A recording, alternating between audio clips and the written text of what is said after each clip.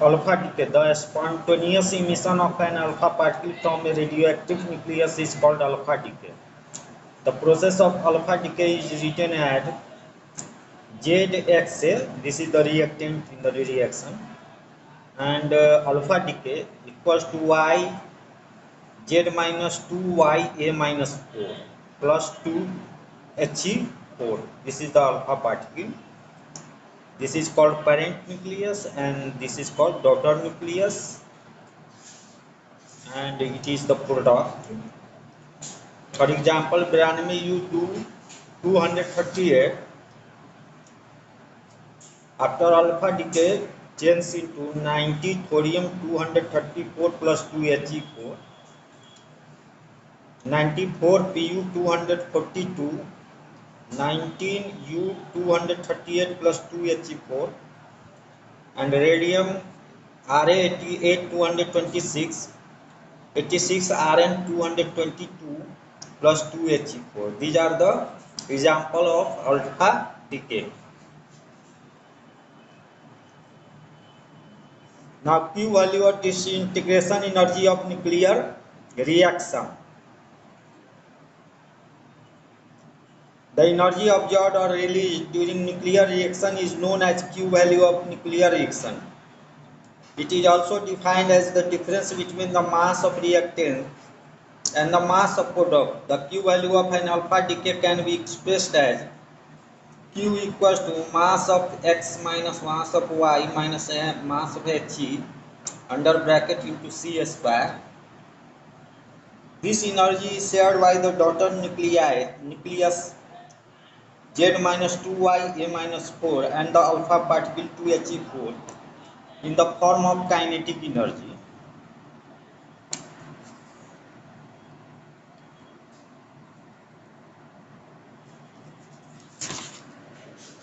In the form of kinetic energy. Now beta decay. The spontaneous emission of beta particle from a radioactive nucleus is called beta decay.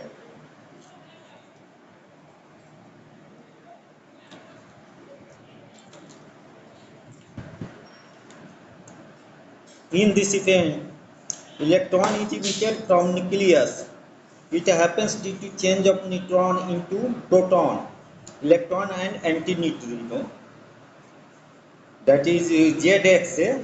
This is a nucleus, and after beta decay, Z plus 1 Ya plus E minus, that is electron, beta minus, it is also written as beta minus, plus nu bar, this is antineutrino. That is neutron change into proton plus electron plus antineutrino. Then beta decay happens, and this is the formula for beta decay. Example 15p32. After beta decay it becomes 16s32 plus E minus plus nu bar, and T half for it is 14.3 there. Similarly 6c14, 7 and 14 plus E minus plus nu bar.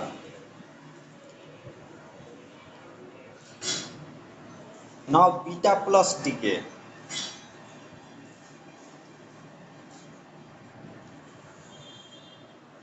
Beta plus decay.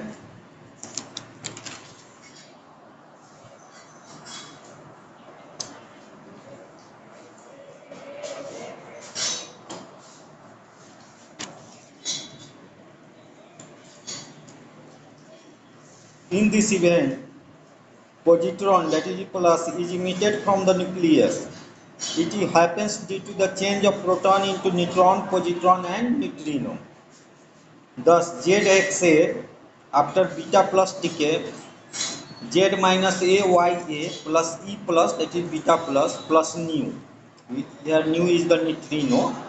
Here proton change into neutron plus positron plus neutrino. For example, 11Na22 after beta plus decay changes into 10Na22 plus E plus nu. and T half for this reaction in 2.6 years. Similarly, 7N13, 6C13 plus E plus nu. That is 6C13 plus positron plus neutrino. Now gamma decay. It is the spontaneous process of emission of high energy photon from a excited radioactive nucleus. Most radionuclides after an alpha decay or beta decay leave the daughter nuclear in excited state. The daughter nucleus in excited state reaches the ground state by single transition or sometimes by successive transition by emitting one or more gamma rays photon. Here one example is given: radionuclides 37CO60 and it goes beta minus decay and it comes into excited state 28Ni60, and after emitting photon of energy 1.17 mega electron volt change into 28Ni60 of excited state. Again it emits photon of energy 1.33 mega electron volt and finally comes to ground state of nucleus, which is 28Ni60. Thus 27CO60 tends to 28Ni60 plus E minus plus nu bar. This is the beta particle and this is the antineutrino.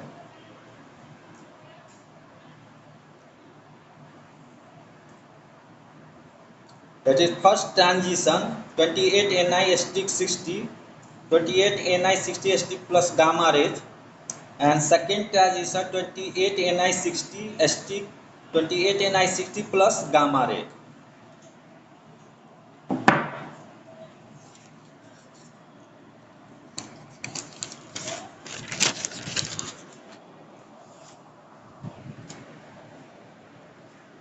Now nuclear energy.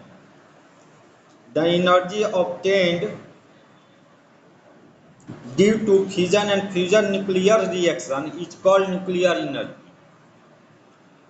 We note that binding energy for nucleon is constant for A equals to 30 to A equal to 170. In this region binding energy is constant, and in this region the binding energy is given by 8.0 mega electron volt.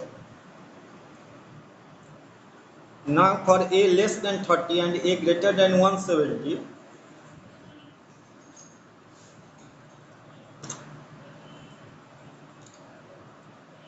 binding energy is less than 8 mega electron. This feature of the binding energy curves means that nuclei in the middle region, that is 30 to 170, are more tightly bound than the nuclei with A equals to 30 to A70. Energy can be released if less tightly bound nuclei are transformed into more tightly bound nuclei. Thus, two such processes are fission and fusion. That is fusion here 1H2 plus 1H2, 2He3 plus 0N1.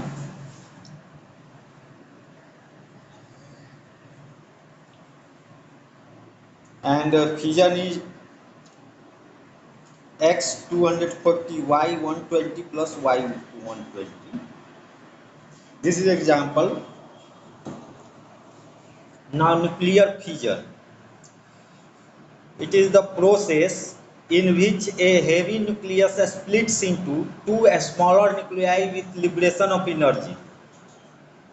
For example, 0N1 neutron is plus 92U235 changes into 92U236, 56Ba144 plus 36Kr85 plus 3 0 and 1.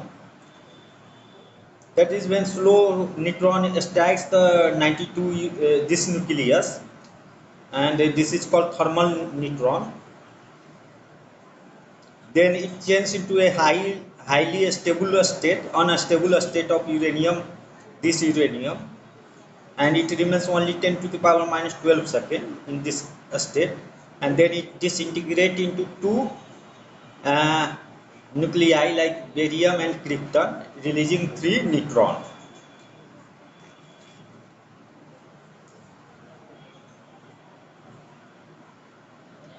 Now delta M, mass of neutron plus mass of 92U 231, that is reactant, equals to,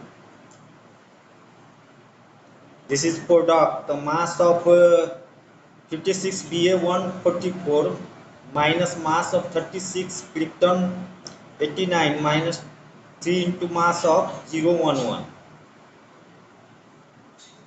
This is the minus delta M, that is change in mass, that is mass of reactant minus mass of product, reactant minus mass of product.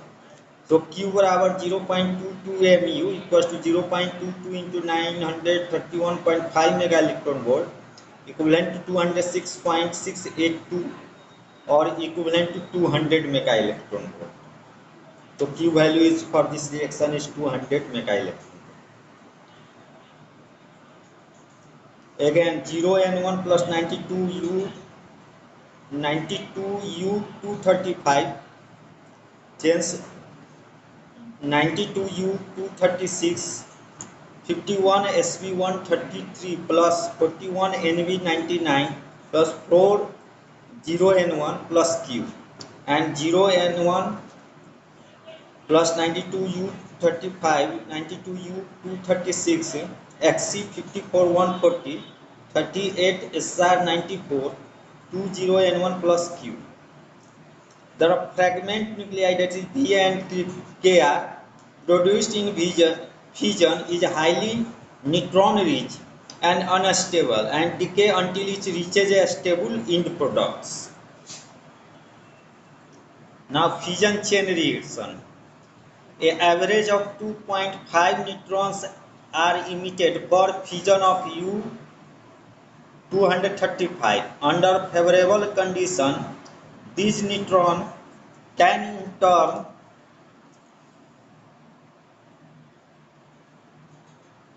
in turn attack other nuclei which will also undergo fission. This leads to a continuous fission reaction until the whole of uranium 235 is consumed. This is called the fission chain reaction.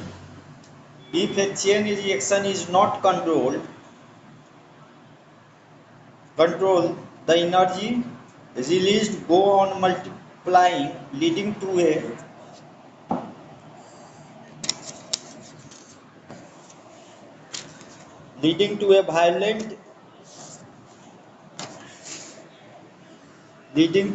violent explosion. And this is the working of an atomic bomb. This is shown here. This is a uranium nuclei which is struck by a thermal neutron. Then it emits three neutron, and which against it strikes 3 uranium, and this goes on multiplied, and from this reaction we get a huge amount of energy.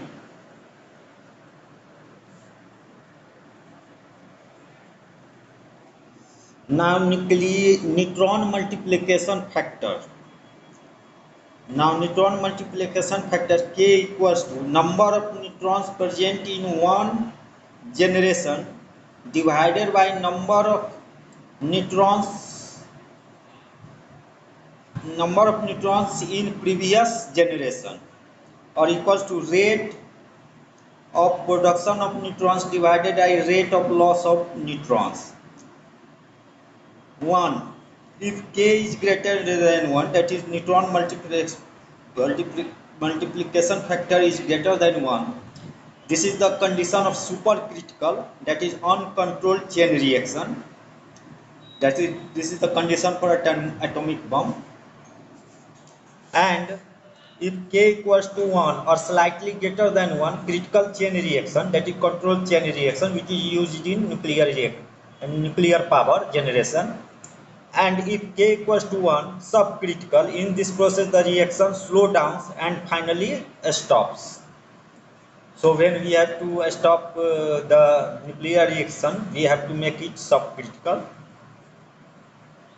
Now, nuclear reactor.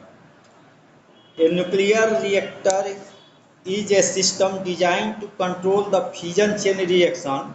On average, about 2.5 neutrons are emitted in each fission of U-235.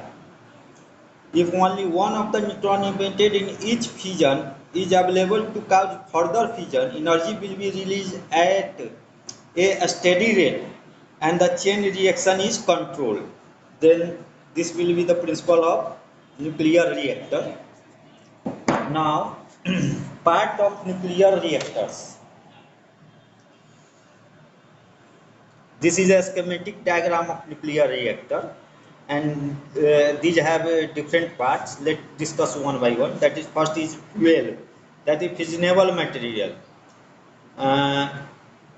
For fissionable material, we use the radioactive material like uranium isotope U-235, thorium 232, plutonium Pu-239, Pu-240, and Pu-241. These are the fuel for use for, that is, we use fissionable material in for the fuel in nuclear reactor. Second, moderator. It is used to slow down fast moving neutrons because nuclear fission occurs due to thermal neutron, that is slow neutron. So moderator is used to slow down the fast neutron, and for it is graphite, water, and heavy waters are used. Now see, control material. It is used to control the chain reaction and to maintain a stable rate of reaction.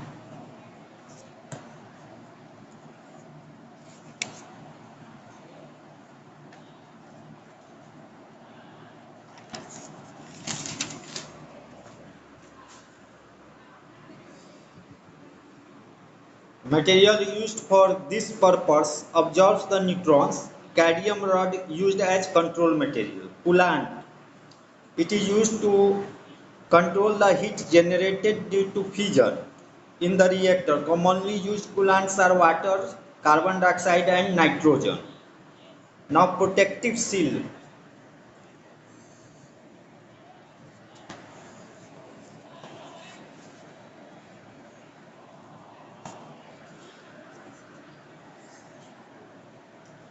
Protective seal. A protective shield in the form of a concrete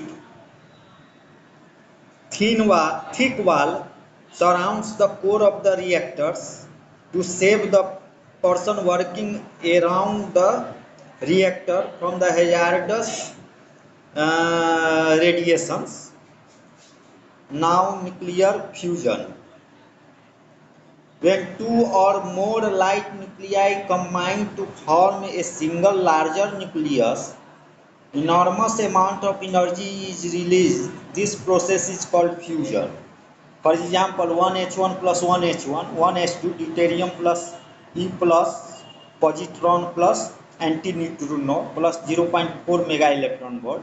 From this reaction, we get 0.4 mega electron volt of energy. Similarly, 1H2 plus 1H2, 2He3 plus N plus 3.27 mega electron volt. This is a helium isotope. And similarly, 1H2 plus 1H2, 1H3 plus 1H1 plus 4.0 mega electron. This is called triton. For fusion to take place, extreme conditions of temperature and pressure are required so that particles have enough energy to penetrate the Coulomb barrier. Now, source of solar energy.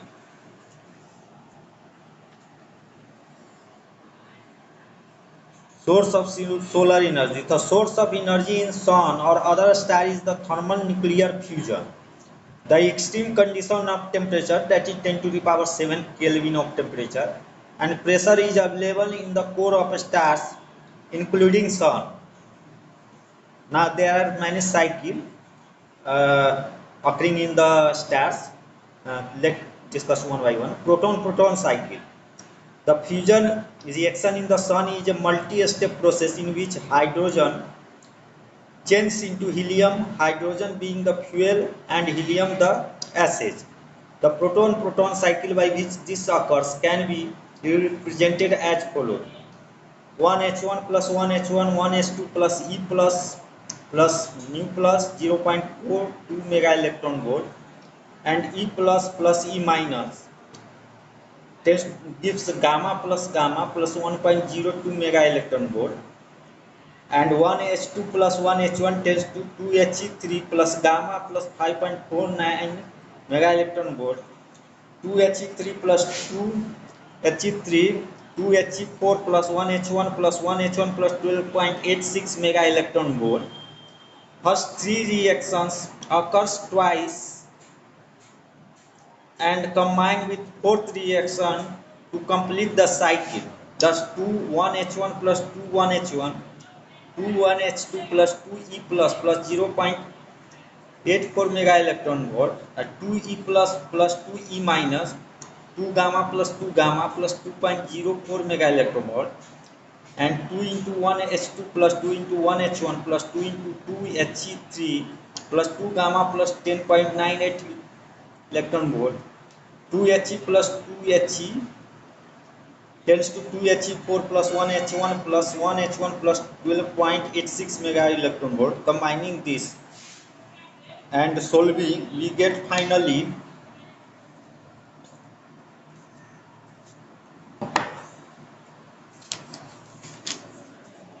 finally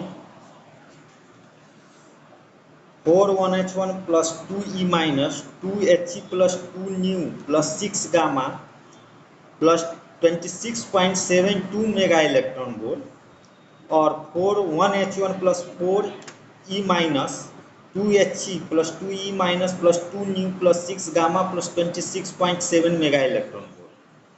Now carbon nitrogen cycle.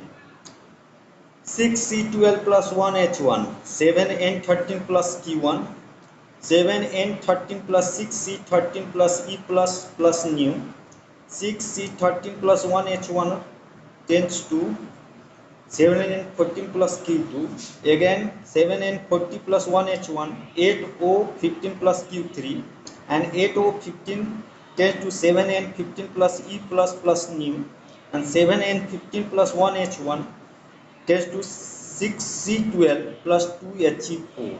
This is the carbon nitrogen cycle.